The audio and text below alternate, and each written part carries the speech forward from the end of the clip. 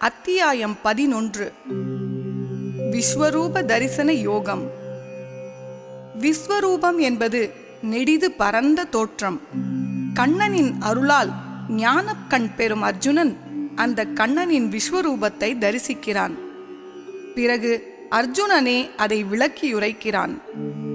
கண்ணனின் விஸ்வரூபத்தில் உலகங்கள் அனைத்தும் அடங்கியுள்ள தன்மை இதில் விவரிக்கப் பெற்றுள்ளன. இதில் 55 ஸ்லோகங்கள் அடங்கியுள்ளன.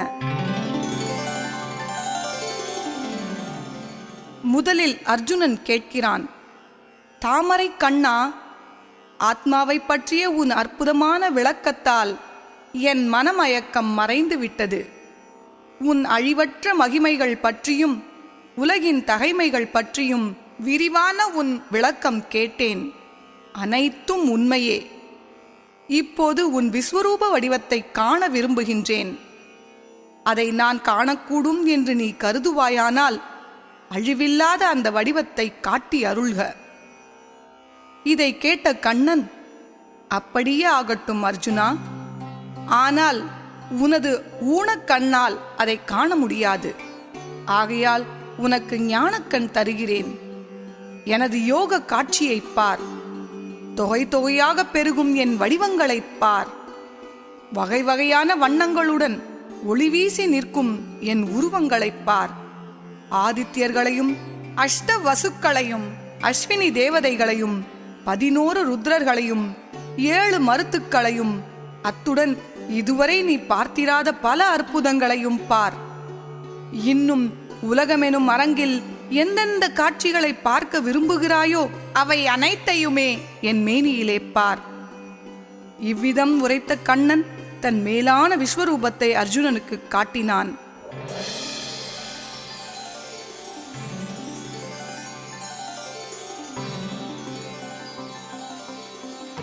அடடா, முகங்கள்தான் எத்தனை, விழிகள்தான் எத்தனை, அற்புத காட்சிகள்தான் எத்தனை, அணிந்த ஆபரணங்கள்தான் எத்தனை, அலங்கார ஆடைகள்தான் எத்தனை, தெய்வீக மாலைகள்தான் எத்தனை, தாங்கிய ஆயுதங்கள்தான் எத்தனை. இது மட்டுமா? சந்தன பூச்சுடன் ஒளிக்கதிர் வீச்சுடன் அதிசயமானதும் காலத்தை கடந்ததும் எல்லா திசைகளிலும் முகங்கள் கொண்டதுமான தன் அற்புத வடிவத்தை காட்டினான் கண்ணன். அது 1000 சூரியர்கள் வானில் ஒரே நேரத்தில் உதித்தது போல் இருந்தது. பல விதமாய் பிரிந்துள்ள உலகின் காட்சிகள் அந்த தெய்வ திருமகனின் மேனியில் ஒன்று கூடி இருந்ததை அர்ஜுனன் கண்டான். பிறகு அவன் வியப்பு மேலிட மெய் சிலிர்த்தவனாய் தலையால் வணங்கினான். கைகூப்பி கூறத் தொடங்கினான், தேவா, உன் தெய்வீக மேனியில் தேவர்கள் அனைவரையும் காண்கிறேன். ஜீவராசிகளின் கூட்டங்களையும் காண்கிறேன். தெய்வ நாகங்களையும் திவ்ய முனிவர்களையும் கமலாசன கடவுள் பிரம்மாவையும் காண்கிறேன். உலகநாதா, கணக்கிலா கைகளையும் வயிறுகளையும் முகங்களையும் கண்களையும் கொண்ட உன் முடிவிலா உருவத்தை எங்கும் காண்கிறேன். உன் வடிவத்தின் அடியையோ முடியையோ நடுவையோ நான் காண முடியவில்லை. சந்திர சூரியர்களை கண்களாகவும் செந்தழல் நெருப்பை முகமாகவும் கொண்டு ஒளி வெள்ளத்தால் இந்த உலகையே எரிப்பவனாய் காட்சியளிக்கிறாய். தலைக்கு மகுடம் தரித்து கதையும் சக்கரமும் கைகளில் தாங்கி 8 திசையும் ஒளியுமிழும் உன் உருவத்தை எங்கும் காண்கிறேன். உலகிற்கே உயர்ந்த ஆதாரம் நீ. உத்தம தர்மத்தின் ரக்ஷகன் நீ. அறிந்திட வேண்டிய அழிந்திடா பரம்பொருள் நீ. பழமைக்கும் பழமையான பழம்பொருள் நீ. எல்லாவற்றையும் நான் நேரில் காண்கிறேன். அற்புதம் மிக்க உன் வடிவம் விண்ணையும் மண்ணையும் அடைந்து நிற்கிறது. உக்கிரம் மிக்க உன் உருவம் திக்குகள் அனைத்திலும் பரவி நிற்கிறது. உலகும் இது கண்டு நடுங்கி நிற்கிறது. இதோ வானவர் பல்லோர் உன்னுள் நுழைகின்றனர். பயத்தால் அதில் சிலர் கைகூப்பி தொழுகின்றனர். மகா முனிவர்களும் சித்தர்களும் வாழ்க வாழ்க என்று பாடி புகழ்ந்து பரவுகின்றனர். உருத்திரர், ஆதித்யர், சாத்தியர், வசுவதேவர், அஸ்வினி தேவர், வசுக்கள், மருத்துக்கள், உஷ்மபர், கந்தர்வர், யக்ஷர், அசரர், சித்தர் என்ற வித்தகர் அத்தனை பேருமே வியப்புடன் உன்னையே பார்க்கிறார்கள். பற்பல முகங்களும் கண்களும் கைகளும் தொடைகளும் பாதங்களும் வயிறுகளும் பயமுறுத்தும் வளைந்த பற்களும் கூடிய உன் நெடிய உருவம் கண்டு உலகங்களும் நடுங்குகின்றன. வான்வரை நீட்டி வண்ணங்கள் தீட்டி பிரகாசம் கூட்டி திறந்த வாயினை காட்டி அகன்ற கண்களில் ஒளியினை நாட்டியுள்ள உன்னை காணும் போது என் அமைதியும் வீரமும் ஒடுங்குகின்றன. கோர பயங்கர பற்களுடன் ஊழிக்கால பெருந்தி போன்ற உன் முகத்தை பார்த்ததுமே எனக்கு திக்கு திசை தெரியவில்லை, ஒன்றும் புரியவில்லை. நீ எனக்கு அருள் புரிக. திருதராஷ்டிரன் மைந்தர்களும் பாராளும் வேந்தர்களும் பீஷ்மர், துரோணர், கர்ணன் ஆகியவர்கள் மட்டுமல்ல, நம் பக்கத்து படை தலைவர்களும் கூட பயங்கரமான உன்னுடைய வாய்களில் நுழைகின்றனர். சிலர் பொடிப்பட்ட தலைகளோடு உனது பல்லிடுக்குகளில் அடிபட்டு சிக்கி இருப்பதைக் காண்கிறேன். கடலை நோக்கி ஓடும் நதிகளின் வெள்ளங்களைப் போல் இந்த மானிட வீரர்கள் சுடர்விட்டு எரியும் உன் வாய்க்குள்ளே ஓடுகிறார்கள். விட்டிற்பூச்சிகள் கொழுந்துவிடும் நெருப்பில் வேகமாக வந்து விழுவதைப் போல் நாசமடைவதற்காகவே இந்த ஜனங்கள் அதிவேகத்துடன் உன் வாய்க்குள்ளே நுழைகிறார்கள். வெந்தளல் வாய்களால் சகல உலகங்களையும் சாப்பிட்டு முடித்து நாக்கை சுழலவிட்டு நக்கிச் சுவைக்கிறாய். உனது கொடுஞ்சுடர்களால் உலகையே எரிக்கிறாய். தேவதேவனே, உன்னை வணங்குகிறேன். உன்னை பற்றி அறிய விரும்புகிறேன். உன் செயலை என்னால் புரிந்து கொள்ள முடியவில்லை.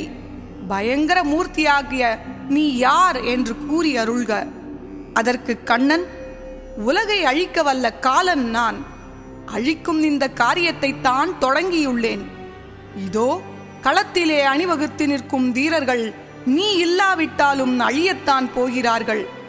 இவர்களெல்லாம் ஏற்கனவே என்னால் கொல்லப்பட்டவர்கள். துரோணரும் பீஷ்மரும் கர்ணனும் ஜெயத்ரதனும் கூட ஏற்கனவே கொல்லப்பட்டவர்களே.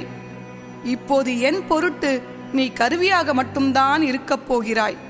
எனவே இணையிலா இடதுகை வீரா, கவலையை விட்டு போரிடு. எதிரிகளை வென்று புகழுடன் வாழ்வாயாக. இணையில்லாத இந்த நாட்டை ஆழ்வாயாக. இந்த வார்த்தைகளை கேட்ட அர்ஜுனன் கைகூப்பி நடுநடுங்கி வணங்கி எழுந்து மீண்டும் நடுக்கத்துடன் வணங்கி நாக்குழற கண்ணனிடம் நவில்கிறான். ரிஷிகேஷனே, உன் புகழ் பாடுவதில் உலகம் மகிழ்ச்சி அடைகிறது. அரக்கர்கள் எல்லாம் அஞ்சி நாலா பக்கமும் ஓடுகிறார்கள். சித்தர்கள் எல்லாம் வணங்கி பாடுகிறார்கள். இது மிகவும் சரிதான். ஏனெனில் பிரம்மாவுக்கும் பெரியவனான உன்னை எப்படி வணங்காமல் இருக்க முடியும்?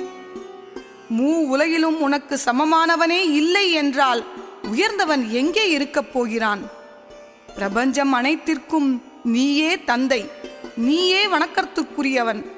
உண்மையும் பொய்யும் கடந்த உன்னதமானவன், அழிவிலா பரம்பொருளானவன், ஆதி தேவன், புராண புருஷன், குரு சிரேஷ்டன், உலகை தாங்குபவன், அறிய தகுந்தவன், அனைத்தும் அறிந்தவன், பரமபதமானவன், எண்ணிலா வடிவம் கொண்டவன், எங்கும் நிறைந்தவன், வீரத்தில் உறைந்தவன், ஆற்றலில் உயர்ந்தவன்.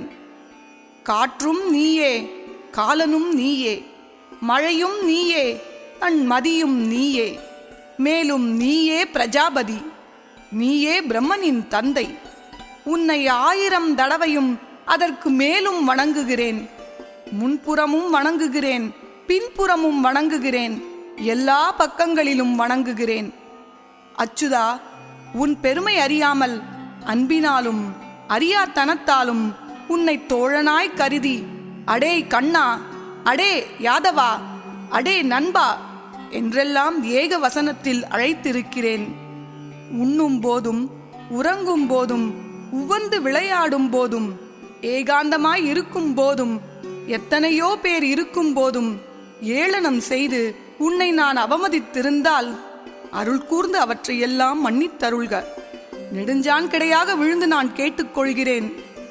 மகனுக்கு தந்தை போலவும், தோழனுக்கு தோழன் போலவும், காதலனுக்கு காதலி போலவும் பிழை பொறுத்தருள்க. தேவதேவா, இதுவரை எவரும் கண்டிராத உன் தெய்வீக உருவைக் கண்டு நான் மட்டிலா மகிழ்ச்சி அடைகிறேன். இருந்தாலும் என் மனம் பயத்தால் நடுங்குகிறது. மகுடம் தரித்து கதையும் சக்கரமும் கையில் ஏந்திய உன் பழைய உருவத்தை பார்க்க விரும்புகிறேன்.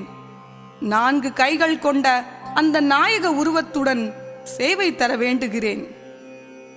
அதற்கு கண்ணன், அர்ஜுனா, நான் உள்ளம் குளிர்ந்து என்னுடைய யோகத்தினால் உனக்கு இந்த விஸ்வரூபத்தை காட்டினேன். வேதம் கற்றாலும் வேள்வி நடத்தினாலும் தவம் புரிந்தாலும் தானம் செய்தாலும் எவருமே காண முடியாத என் தெய்வீக வடிவத்தை இப்போது நீ கண்டு கொண்டாய். உன்னை தவிர வேறு யாரும் இதற்கு முன் இதை கண்டதில்லை. இந்த கோர வடிவத்தைக் கண்டு நடுங்க வேண்டாம், பயப்படாதே. மறுபடியும் மகிழ்ச்சியோடு என் பழைய வடிவத்தை பார். இவ்வாறு கூறிய கண்ணன் பயங்கரமான அந்த விஸ்வரூபத்தை மறைத்து சாந்தமயமான தன் இனிய வடிவத்தை மீண்டும் காட்டினான். அச்சத்தால் நடுங்கிய அர்ஜுனனை தேற்றினான். அர்ஜுனன் கூறுவான், ஜனார்த்தனா, இப்போதுதான் எனக்கு நிம்மதி. சாந்தமயமான உன் மோகன வடிவை கண்ட பிறகுதான் எனக்கு ஆறுதலாக இருக்கிறது.